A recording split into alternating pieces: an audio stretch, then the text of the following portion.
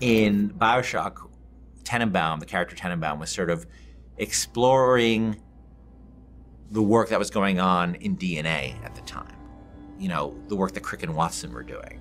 And she was building upon that, and that, you know, a very radical enhancement of that work was done by Tenenbaum and Sue Chong, and you get the world of plasmids that make the original Bioshock. Elizabeth's not a scientist, but she has the ability to interact with the kind of science that was being done in this period, the kind of science that was being done by Einstein, the kind of science that was being done by Heisenberg.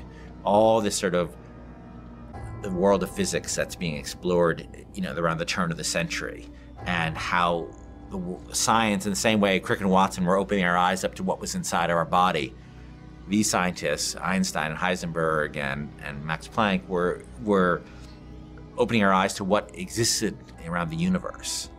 And everybody can see in the world of Columbia these tears that are windows into these worlds that Heisenberg and Einstein were starting to explain to us. Elizabeth can actually reach into those worlds and manipulate them. And that's what her power, that's what you're seeing her do in the world. And that becomes this great game system we call the tears in Bioshock Infinite, where you'll be in a space and you'll see a window where you see a skyline that doesn't exist in the Columbia that Booker is in. You'll see a turret maybe that doesn't exist in the Columbia that Booker exists in. You'll see a bunch of founders who might come in and help you fight the Vox Populi guys you're fighting, who doesn't exist in the world version of Columbia that Booker's in.